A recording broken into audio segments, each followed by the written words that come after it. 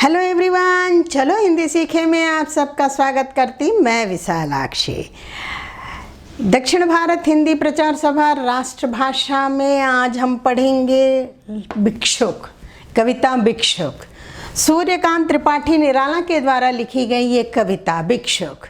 భిక్షుక్ అనేది ఓన్లీ రాష్ట్ర భాషే కాదు, 9th క్లాస్లోని మనకి స్టేట్ బోర్డ్ అండ్ ఐసిఎస్సి దీనిలో కూడా కనిపిస్తుంది. చాలా ఫేమస్ పోయం ఇది. భిక్షుక్ సూర్యకాంత్ త్రిపాఠి నిరాలా ద్వారా రచించబడింది. నిరాలా గారు ముక్త ఛంద్లో చాలా బాగా రాస్తారు. భిక్షుక్ అంటే తెలుసు కదా, బెగ్గర్, అడుక్కునేవాడు అనేది.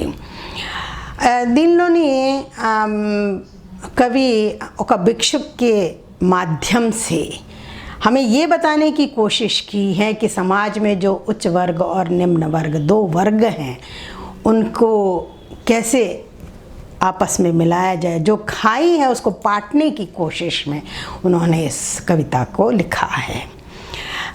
సమాజంలో ఉన్న ఉచ్చ వర్గ నిమ్న వర్గ ఈ రెండు వర్గాల్లోని సామరస్యం ఎలా తేవాలి, ఎలా దగ్గరికి రావాలి.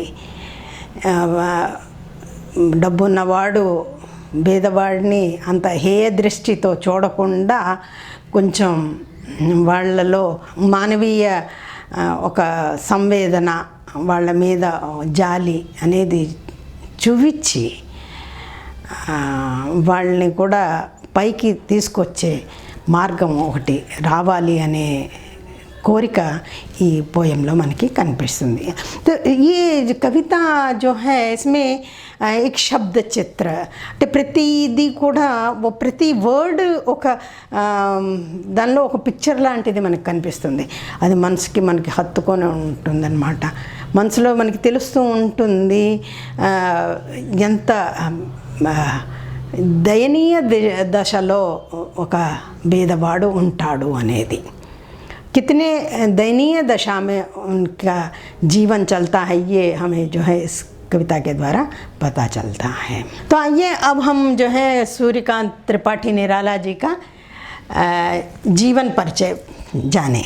निराला जी का जन्म 1896 में हुआ था और मृत्यु 1962 में. और इनकी प्रमुख रचनाएं हैं परिमल, अनामिका, गीतिका. मुक्त छंद के ये जन्मदाता माने जाते हैं और ये विवेकानंद के विचारों से बहुत ज़्यादा प्रभावित थे. कविता से जाने से पहले मैं आप सबसे वही रिक्वेस्ट करूँगी, आप अगर मेरे चैनल को पहली बार देख रहे हैं तो प्लीज़ सब्सक्राइब कीजिए, शेयर कीजिए, लाइक कीजिए और बेल आइकन को दबाना मत भूलिए ताकि नोटिफिकेशन आप सबको सबसे पहले मिल सके. आइए हम अभी कविता सुनते हैं और उसके अर्थ को जानने का प्रयत्न करते हैं. वहाँ आता दो टूक कलेजे के करता, पछताता पथ पर आता, पेट पीठ दोनों मिलकर हैं एक, चल रहा लकुटिया टेक. वहाँ आता कौन? एक भिक्षुक. भिक्षुक की दयनीय दशा को देखकर, जिसका कि पेट और पीठ दोनों मिल गए हैं, కడుపు వీపు రెండు ఒకటే అంటే అంత చిక్కిపోయి ఉన్నాడు. इतना दुबला पतला है कि और चलने के लिए वो लाठी, लकुटिया मीन्स लाठी, लाठी के सहारे वो चल रहा है. और उसकी इस दयनीय दशा को देखकर दो टूक कलेजे, हमारा कलेजा जो है टुकड़े टुकड़े हो जाते हैं. दो टूक कलेजे के करता, पछताता पथ पर आता. उसकी इस दयनीय दशा को देखकर हमारा कलेजा जो है दो टुकड़े हो जाते हैं. मन पछताता है और वह जो सड़क पर आता हमें नज़र आ रहा है इस भिखारी का इस दयनीय दशा को देखकर. मुट्ठी भर दाने को, भूख मिटाने को, मुंह फटी पुरानी झोली को फैलाता, दो टूक कलेजे की करता, पछताता पथ पर वह आता.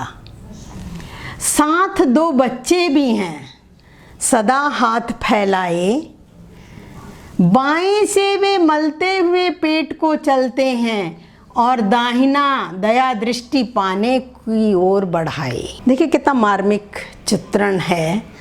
हर शब्द में जो है हमें एक चित्र उभर कर आता है। मुट्ठी भर दाने को ఒక పిడికెడు గింజల గురించి, भूख मिटाने को आकలి తీరటానికి, मुँह फटी झोली पुरानी झोली को फैलाता, దాని ఒక సంచి చిరిగిపోయిన పాత సంచి ముఖాన్ని అందరి ఎదురుగుండా జాపుతున్నాడనమాట, దానిలోని ఒక గుప్పిడి గింజలు వేయమని।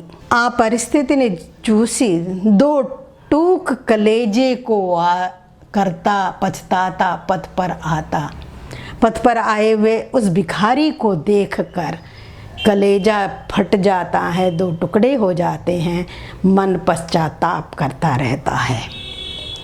साथ में दो बच्चे भी हैं, అతనితో పాటు ఇద్దరు పిల్లలు కూడా ఉన్నారు। सदा हाथ फैलाए చెయ్యి జాపుతున్నారన్నమాట ఏదైనా వేయడానికి। బాయే से मलते हुए पेट को चलते हैं, పాపం ఆకలితో ఉన్నారు కాబట్టి విలవిల్లాడిపోతున్నారు, అందుకే ఎడం చేత్తో పొట్టని రుద్దుతున్నారు, కుడి చేత్తో ఏదైనా దయాదృష్టితో అడుగుతున్నారన్నమాట ఏదైనా తినటానికి వెయ్యండి అనేది।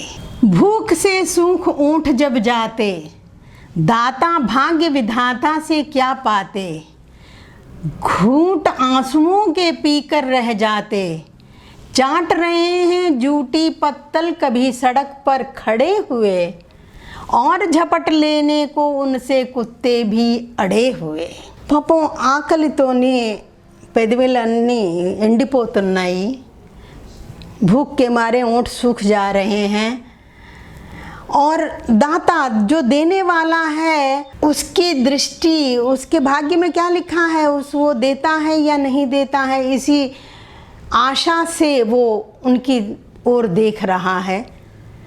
दाता भाग्य विधाता से क्या पाते, क्या देगा वो, इसके लिए वो देख रहा है। వాళ్ళు ఏమి ఇస్తారు, ఇచ్చేవాళ్ళు ఏమైనా ఇస్తారా అనే ఆశతో వాళ్ళు చూస్తున్నారు। घूंट आंसुओं के पीकर रह जाते, పాపం ఇవ్వకపోతే బాధతో కళ్ళు నీళ్లు కూడా పాపం మింగేసుకుంటున్నారు। చాట్ రహే హే झूठी పత్తల్, పాపం అక్కడ రోడ్డు మీద పడి ఉన్న ఎంగిలి ఆకులు ని తీసుకుని దానిలో ఉన్నది కొంచెం ఏదో పడేసి ఉంటే దాన్ని తిందాము అనేది తీసుకుంటుంటే, झपट लेने को कुत्ते भी अड़े हुए, ఆ ఎంగిలి ఆకుల్ని లాగుకొని ఆ కుక్కలు ఎదురుగుండా చుట్టూరా చూస్తూ ఉంటాయన్నమాట। వాళ్ళ చేతుల్లోంచి ఆ ఎంగిలి ఆకుని కూడా లాగేసుకొని తినేద్దాము అనే। तो यहाँ पर समाज की उस परिस्थिति का वर्णन किया गया है कि जिसके पास है वो तो बहुत ही सुखी है, लेकिन वो इन गरीबों को नहीं देख रहा है।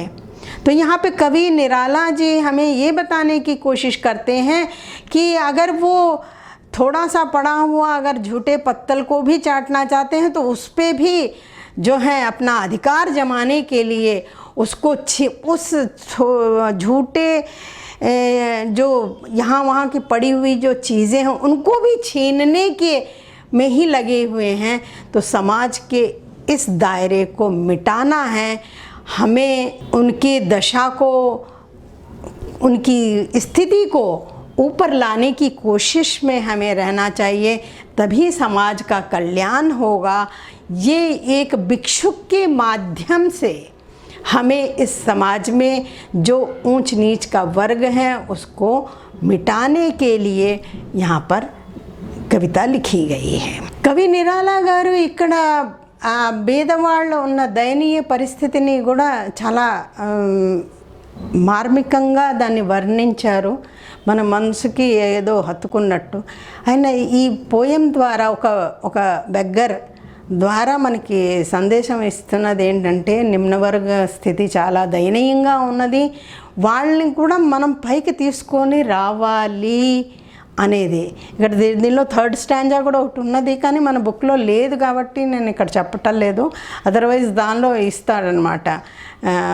ఎలాగైతే అభిమన్యు చక్రవ్యూహని ఛేదించుకొని లోపలికి వెళ్ళిపోతుంటాడో అలాగే వాళ్ళు కూడా వెళ్ళి ఆ సమాజంలోని పెద్ద వర్గాల్లో ఉన్న వాళ్ళని అడ్డు తొలగించేసుకొని పైకి ఎక్కాలి అనేది.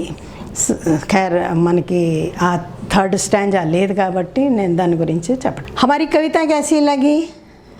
समझ में आया ना? अच्छी थी? और आपको मेरा चैनल पसंद आता है तो प्लीज़ सब्सक्राइब कीजिए, लाइक कीजिए, शेयर कीजिए और बेल आइकन को दबाना मत भूलिए ताकि आपको नोटिफिकेशन सबसे पहले मिल सके. धन्यवाद.